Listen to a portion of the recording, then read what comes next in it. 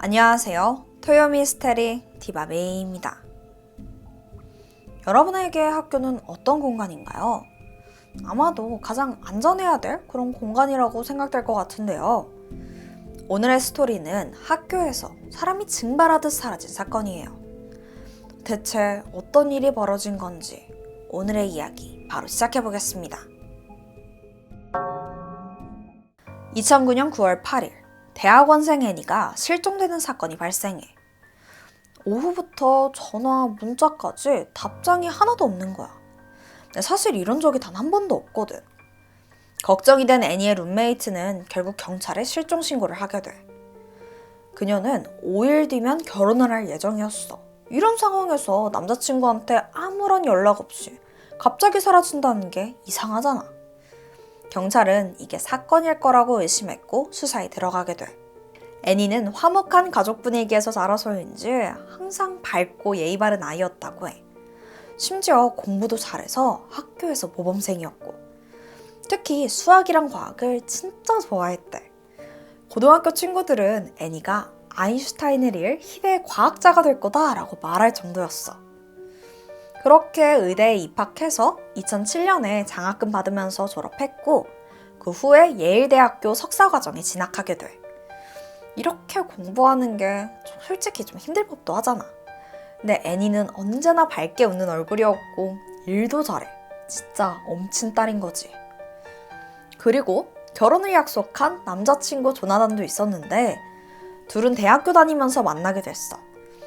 애니가 예일대학교에 진학하게 되면서 두 사람은 장거리 연애를 시작하게 돼. 근데 그런 말 있잖아. 몸이 멀어지면 마음도 멀어진다.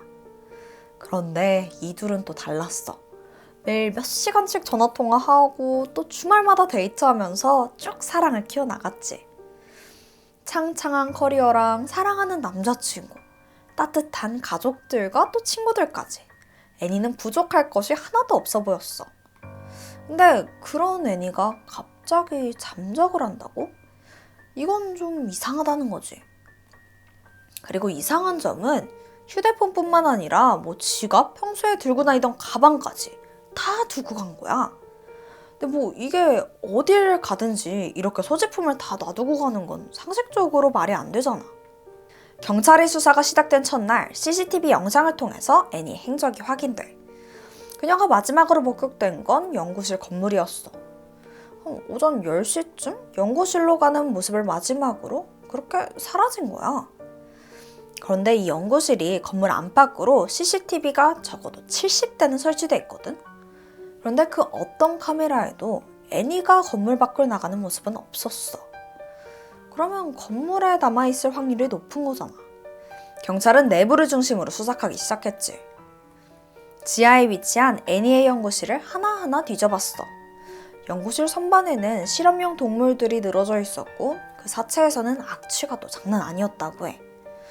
또 연구 장비들은 또 빽빽하게 늘어져 있었고 그러니까 이 연구 관련된 물품 외엔 아무것도 없는 거야. 애니의 행방은 여전히 오리무중인 거지. 그래서 다시 그 지하층에 근무하던 다른 연구원들한테도 물어봤는데 다들 당일 오전 이후에는 그녀를 본 적이 없대. 근데 이런 연구실은 아무나 출입할 수 없어. 그러다 보니까 건물 드나드는 사람은 적어도 얼굴은 다 아는 사이거든. 그러니까 그녀를 어디 가는 모습을 봤다 하면 누구든 한 명쯤은 기억했을 거란 말이지. 게다가 곳곳에 있는 CCTV까지 다 피해서 이렇게 증발한 것처럼 사라지는 게 말이 돼? 경찰은 애니한테 무슨 일이 생겼다는 걸 확신했고 우선 용의자를 좀 추려보기로 해. 대체적으로 누군가 실종되면 가장 먼저 지목되는 건 평소에 가깝던 사람이지. 그래서 처음에 남자친구 조나단이 용의자로 지목됐고 조사를 해봤지만 사건 당일 아예 다른 지역에 가 있더라고. 그러니까 알리바이가 정확한 거지. 그는 바로 용의선상에서 제외돼. 자, 그럼 남자친구가 아니라면 이 연구실에 접근이 가능한 사람이 아니었을까? 경찰은 애니 말고 연구실에 들어갈 수 있는 연구원을 중심으로 수사를 시작했어. 그나마 단서를 조금 찾게 되는데 이 건물은 어떤 방에 들어가든지 아이디 카드가 필요했고 당연히 그 카드 사용 기록이 남게 되는 그런 시스템이었던 거야. 그렇게 밝혀낸 사건 당일 애니의 행적은 11시 10분에 자기의 연구실에 들어갔어. 근데 그게 끝. 그러니까 뭐 다른 방에 들어간다거나 나갔다거나 그런 기록이 하나도 없더라고. 그러면 이 연구실 안에서 일어났을 가능성이 높은 거잖아. 그러니까 이 건물에서 연구실로 확 폭이 좁힌 거지. 애니 말고 이 연구실에 들어올 수 있는 사람은 단 2명이야. 컨트랙터인 레리 가프리하고 연구실 기술자이던 레이몬드 클라크. 그러면 둘은 연구실에 있던 애니를 적어도 보지는 않았을까? 그래서 둘한테 물어보는데 컨트랙터인 레리는 이날 애니를 한 번도 보지 못했다고 하더라고. 그런데 기술자인 레이몬드는 애니를 봤대.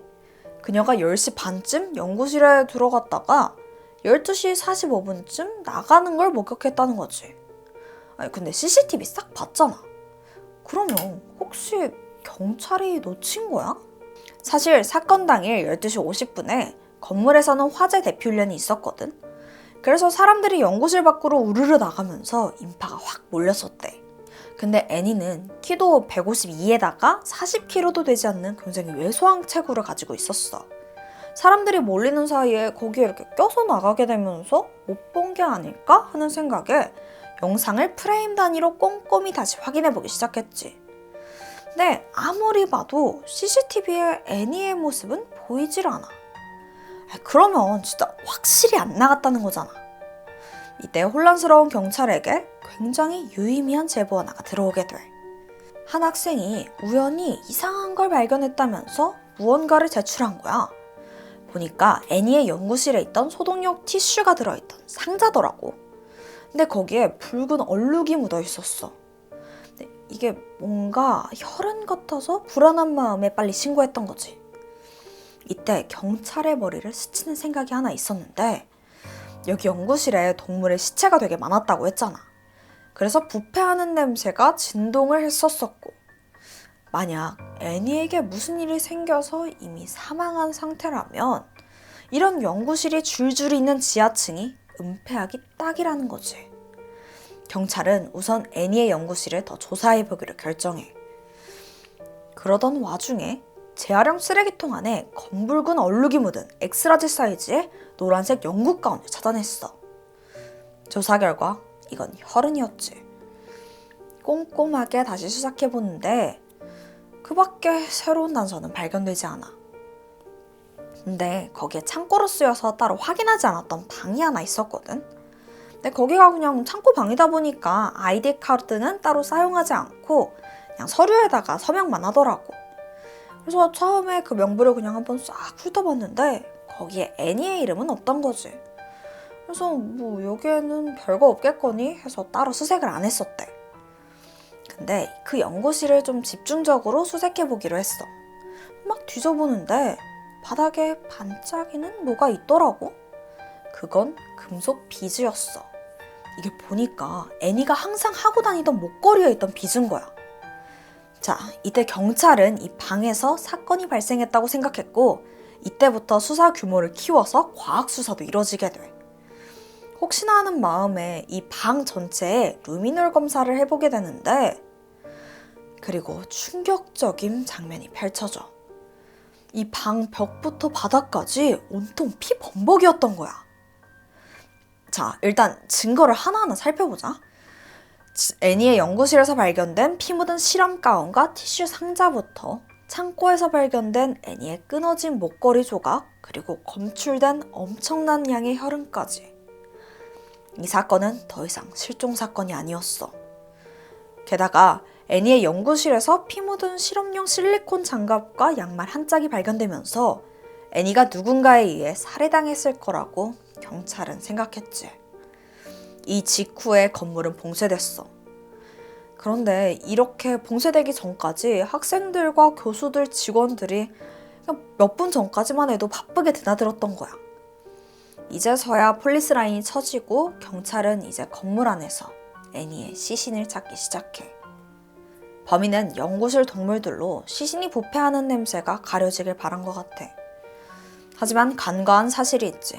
바로 그 두 개의 냄새는 너무나 명확하게 달랐거든. 동물 냄새에 묻혀서 정확하진 않지만 시간이 지날수록 그 냄새가 진동하기 시작했어. 하지만 생각보다 수색이 빠르게 진행되질 않는 거야. 결국 수색견이 동원돼. 그런데 모두의 예상과 다르게 수색견은 창고방이 아니라 화장실 쪽으로 가더라고. 그리고 화장실 안쪽에 있는 벽 앞에 멈춰섰어. 정확히는 그 벽 밑에 있는 작은 정사각형 모양의 철제 문 앞이었지.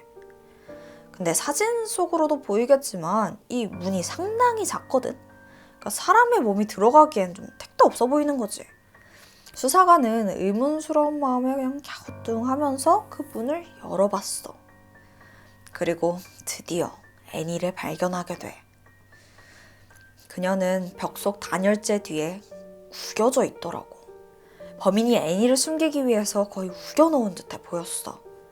머리는 바닥을 향해서 거의 처박혀 있었고 양 다리는 뒤로 접혀서 무릎이 위로 가 있는 상태였지. 게다가 심한 타박상을 입은 듯해 보여. 특히 얼굴 상태가 너무 심각해서 얼굴만 보고는 애니라고 판단하기 어려울 정도였다고 해. 그리고 시신에는 손과 발에 각각 실험용 장갑 한 짝과 흰색 양말 한 짝이 신겨져 있더라고. 애니의 실험실에서 발견된 피 묻은 장갑과 양말과 같은 거였어. 그런데 애니의 시신 옆에 뜻밖의 물건 하나가 떨어져 있는 거야. 그건 바로 초록색 펜. 아니, 여기에 펜이 떨어져 있는 게 이상하잖아. 경찰은 이게 분명 범인의 것이라고 생각했고 증거품으로 회수하게 돼. 애니의 시신은 바로 부검됐는데 사인은 질식이었어. 몸 곳곳에 골절은이 발견됐고 턱뼈와 쇄골뼈는 그녀가 살아있을 때 부러진 것 같더라고. 시신이 발견된 건 9월 13일이었어. 이날은 애니와 남자친구 조나단의 결혼식이 예정된 날이었지. 행복해야 할 이날, 이 끔찍한 소식을 듣게 된 거야. 한편 대학원 연구실 건물 벽 안에서 시신이 발견됐다는 소식에 예일대학교 학생들은 모두 충격을 받았어. 애니의 친구들은 그녀는 절대로 누군가에게 미움받을 행동을 한 적이 없다면서 대체 왜 이런 일이 벌어진 건지 이해하지 못하겠다는 반응들이었지. 대체 누가 애니를 이렇게 끔찍하게 살해한 걸까? 경찰은 빠르게 다시 용의자를 찾게 돼. 사실 이미 아주 유력한 용의자가 한 명 있었어. 애니가 실종된 당일 그녀를 본 사람은 아무도 없었거든. 근데 단 한 사람, 레이먼드 클라크만 그녀를 목격했다고 증언한 거지. 거기에 더해서 계속된 이상한 행동까지. 의심받기 충분했지. 레이몬드는 애니가 실종된 후부터 애니 연구실에서 냄새가 난다, 동물 관리가 제대로 안 된 것 같다 이러면서 주인 없는 연구실을 계속 청소하려고 했다는 거야. 게다가 피 묻은 티슈 상자가 발견됐을 때 그걸 슬쩍 버리려고 했다더라고. 하지만 이건 아직 심증일 뿐이지. 물증을 잡기 위해서 경찰은 그의 아이디 카드 출입 기록을 조회하게 돼. 아니나 다를까 애니가 사라진 9월 8일 그는 그녀의 연구실을 총 55번이나 들락날락했던 게 밝혀져. 누가 봐도 수상할 정도로 많은 횟수였지. 게다가 창고 연구실에 들어갈 때 서류에 서명해야 된다고 했잖아? 거기에 그의 이름이 남아있기도 했어. 물론 그냥 물건 가지러 갔나 보다 했을 수도 있지. 근데 문제는 서명한 펜의 색깔이야. 레이몬드의 이름은 9월 8일에 총 3번 서명돼 있었어. 오전에 한 번, 그리고 1시 반에 한 번, 마지막으로 3시 48분에 한 번이었지. 근데 오전과 1시 반에는 초록색으로 쓰여 있었는데 마지막인 3시 48분에 방문했을 땐 펜색이 바뀌었더라고. 근데 기억나? 그 애니 시신 옆에서 발견된 초록색 펜. 과연 이게 우연일까? 경찰은 CCTV도 다시 확인해보게 돼. 처음엔 애니한테만 집중해서 다른 사람들은 눈여겨보지 않았거든. 그래서 이번에는 레이몬드를 조사해보기로 했어. 레이몬드는 노란색 영국 가운을 입고 있었는데 애니의 연구실 재활용 쓰레기통에서 나온 그 엑스라지 사이즈의 노란 영국 가운과 같은 거였지.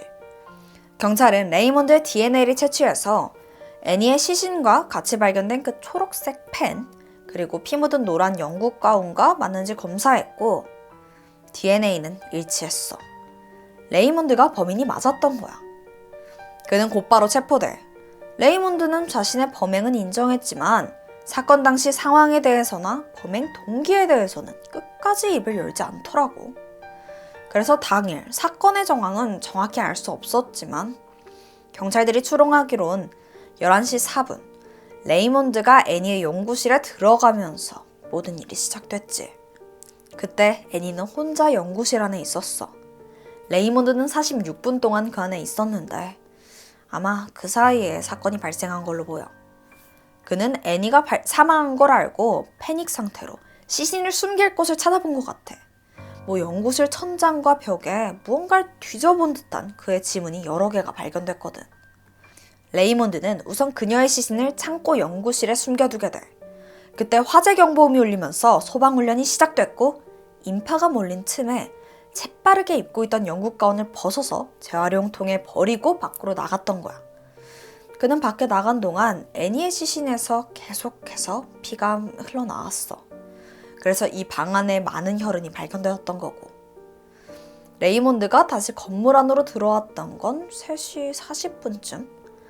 애니의 시신을 화장실 벽에 숨겼고 이때 그가 가지고 있던 초록색 펜이 떨어진 거야. 2011년 3월 17일 레이몬드는 애니레의 살인과 강간미수로 징역 44년을 선고받았어. 그런데 아직 의문이 남아있어. 레이몬드가 애니를 살해할 이유가 전혀 없다는 거야. 둘은 평소에 오가면서 그냥 얼굴만 알 뿐 개인적인 친분은 전혀 없는 사이였거든. 몇몇 사람들은 레이몬드가 애니에 대한 질투심으로 살해한 거 아니냐고 추측하기도 했어. 애니의 인생은 그야말로 완벽해 보였으니까. 레이몬드가 법정에서 한 말 한번 들어볼래? 나는 언제나 좋은 아들, 좋은 친구, 좋은 남자친구가 되고 싶었지만 실패했어요. 하지만 애니는 언제나 좋은 사람이었고 아마 제가 평생 노력해도 그렇게 좋은 사람이 될 순 없겠죠.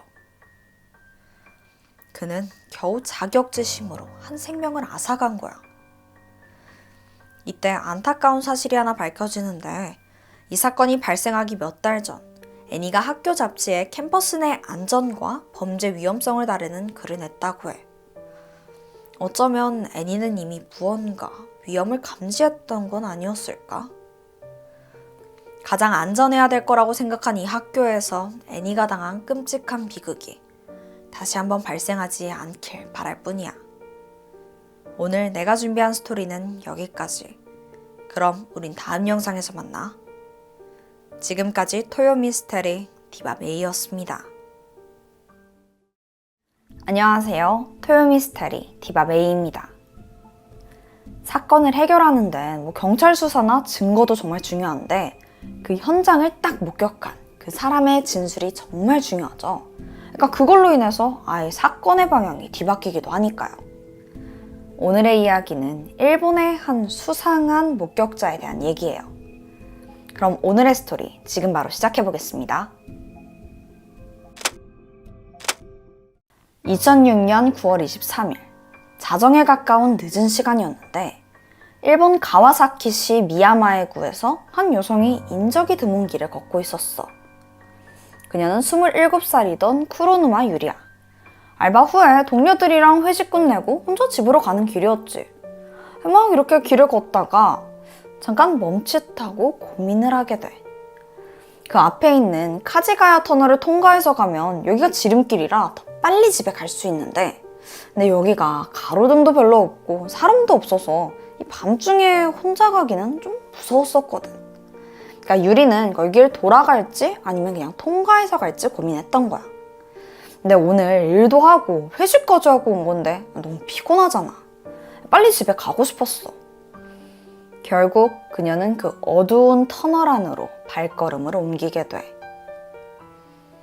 그리고 얼마 후 몇 시간 정도 흘러서 한 남성이 아까 그 카지가야 터널을 지나고 있었어. 한 터널 중간쯤이었는데 한 여성이 쓰러져 있는 거야. 바로 유리였지. 보니까 가슴이랑 배에 칼에 찔려서 피를 엄청 많이 흘리고 있더라고. 바로 근처 병원으로 이송됐지만 안타깝게도 그녀는 사망하고 말아.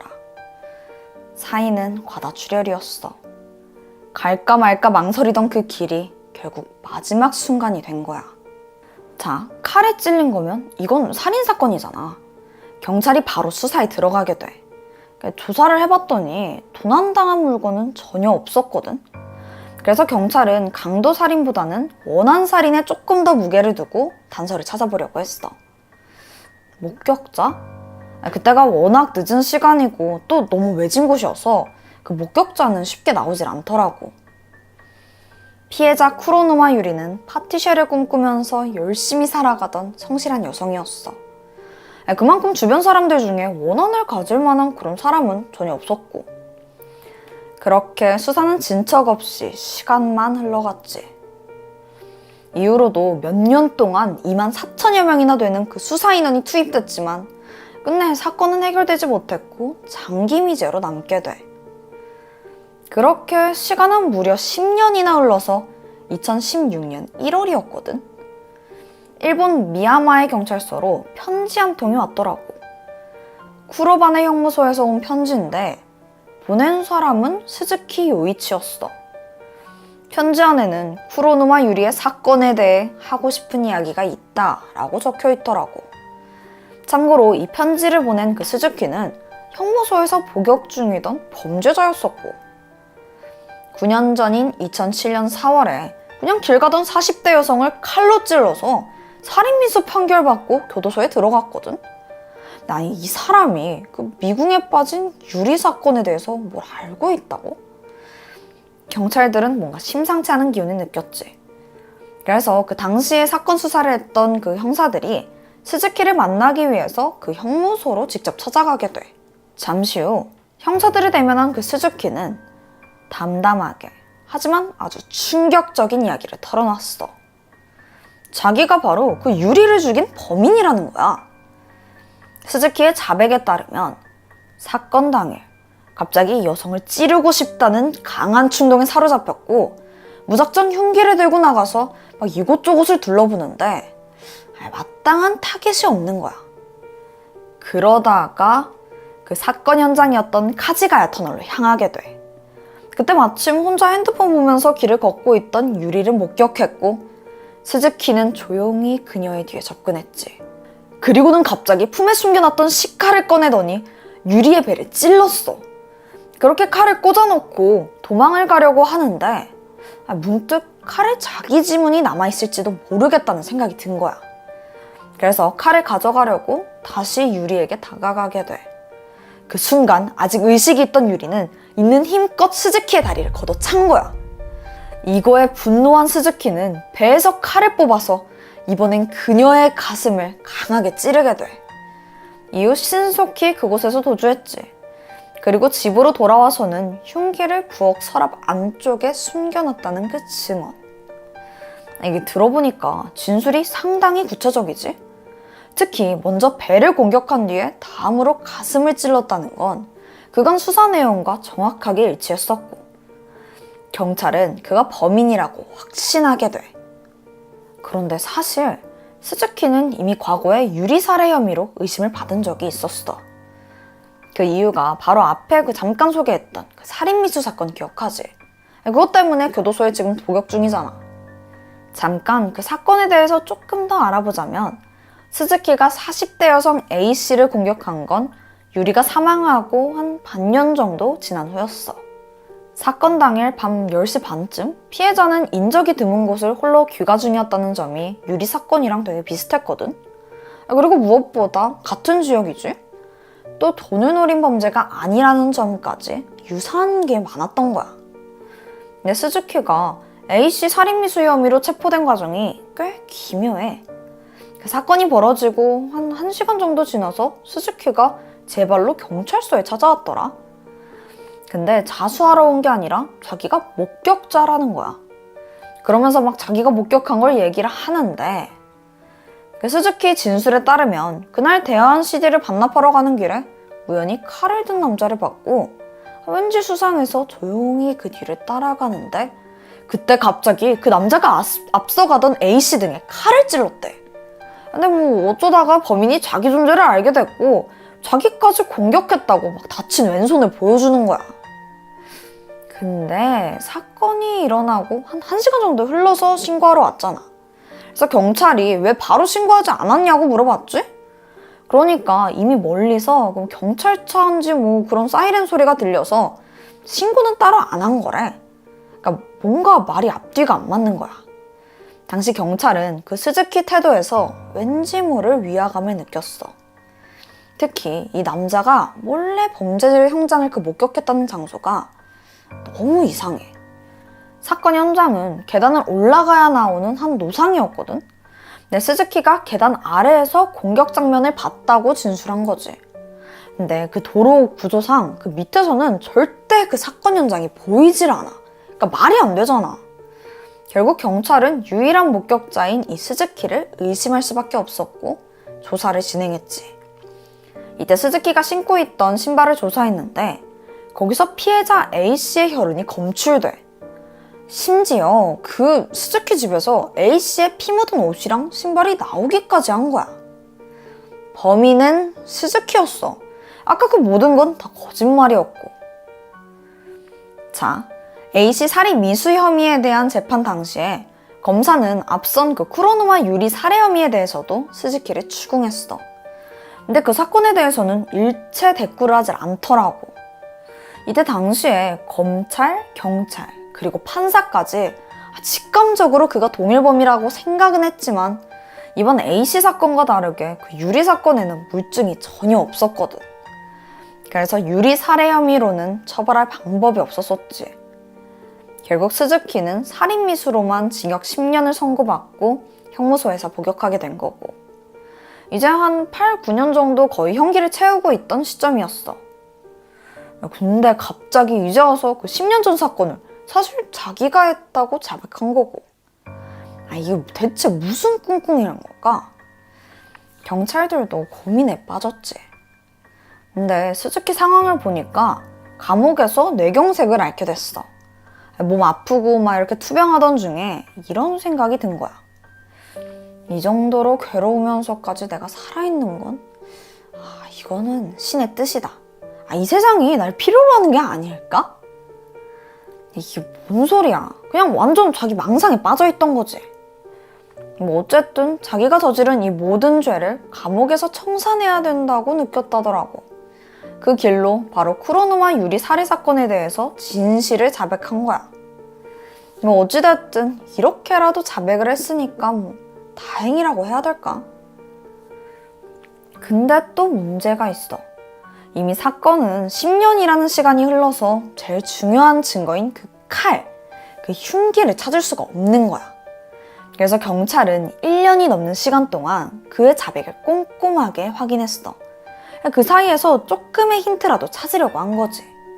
그러니까 그 현장에서 피해자를 죽인 그 범인 당사자가 아니면 도저히 알 수 없는 그 진술이 뭘까 하나하나 꼼꼼히 뜯어보기 시작한 거야. 근데 여기서 잠깐 이 스즈키라는 인물에 대해서 좀 더 알아보자면 갑자기 여자를 칼로 찌르고 싶다는 충동을 느낀 사람이잖아. 심지어 그걸 직접 행동하기도 했고. 근데 반전이 뭔지 알아? 그는 지극히 평범한 회사원이었어. 2003년도에 결혼도 해서 아이도 있었었고 매형네 회사에서 입사해서 성실하게 일하고 뭐 평판도 되게 좋았었고 겉으로는 아무런 문제가 없어 보이던 이 스즈키에게 치명적인 비밀이 한 가지 있었어. 그건 바로 이상성욕이었지. 특히나 여성들의 괴로워하는 그 얼굴을 보면서 쾌락을 느꼈고 실제로 결혼 전엔 그 매춘업소 블랙리스트에 올랐을 정도야. 성관계 도중에 상대 목을 졸라서 막 실신시키고 그랬었거든. 이 이상성욕이 살인으로 번지게 된 데에는 우연한 계기가 있었어. 어느 날 우연히 TV에서 영국의 그 연쇄살인마 잭 더 리퍼에 대한 프로그램을 보게 되는데 뭐 미스테리 좋아하는 사람이면 다 알겠지만 잭 더 리퍼 그 매춘부만 노렸던 연쇄살인마잖아. 하지만 끝내 뭐 그 정체가 밝혀지진 않았었고 스즈키가 그한테 완전 빠져든 거야. 특히 여럿을 살해하고도 붙잡히지 않았다는 게 너무 멋있는 거지.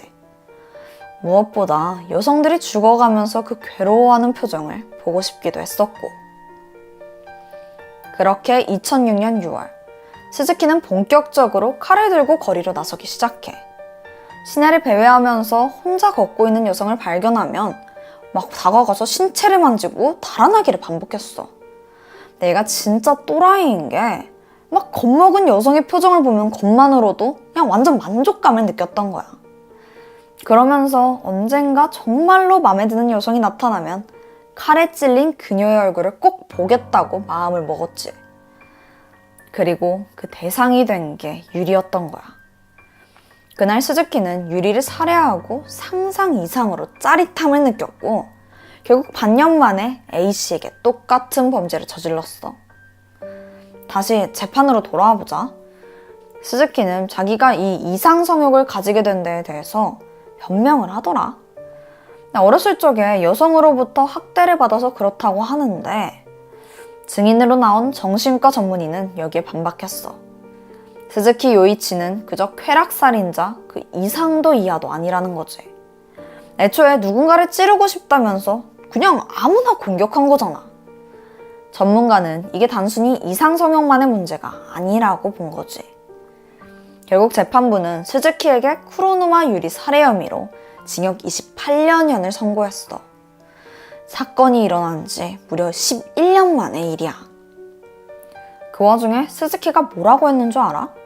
아니, 자기가 A씨 사건으로 붙잡히지 않았으면 동일한 범죄를 계속해서 저질렀을 거라고 하더라. 계속 여자들을 찌르고 그 괴로워하는 표정을 보는 게 이젠 거의 중독된 정도였으니까. 그러니까 아까는 학대니 뭐니 그렇게 변명하더니 이제 와서는 또 뭔 소리야. 재판부는 스즈키의 범행 동기가 그냥 자기 스트레스 해소랑 쾌락 충족인데다가 인간의 생명을 경시하는 태도마저 느껴진다고 했어. 근데 이 정도면 사회로 아예 못 나오게 무기징역이나 사형을 선고해야 되는 거 아니야? 사실 28년형을 받은 데는 이유가 있는데 그 계기가 어떻든 간에 이게 스스로 자백했잖아. 이게 참작이 됐던 거지. 판결문 마지막에는 이런 말이 담겨 있었어. 오랜 복역을 통해서 스스로 어디에 문제가 있고 왜 그렇게 됐는지 잘 알아보기를 바란다. 근데 내가 감옥을 안 가봐서 모르겠는데 아니 이렇게 기괴한 성욕에다가 심지어 살인까지 저지른 사람이 감옥에 28년 있으면 완전히 새로운 사람으로 바뀔 수나 있는 걸까? 황당하게도 자기가 신한테 선택받은 특별한 삶을 사는 것 같아서 자백을 결심했다는 이 범인. 진짜 내가 어이가 없어서 웃음밖에 안 나온다. 그 생명의 가치는 왜 자기 자신한테만 적용시킨 건지 묻고 싶어. 남의 생명을 하찮게 여긴 스즈키는 결국 그 죗값을 치르겠지. 그 대단하고 잘난 자기 생명을 감옥에서 낭비하면서 말이야. 그 와중에 스즈키는 자기 역량에 납득하지 못하고 검찰에 항소한 상태라고 해. 오늘 내가 준비한 스토리는 여기까지야. 그럼 난 다음 주에 새로운 영상으로 찾아올게. 지금까지 디바베이. 우린 다음 영상에서 만나.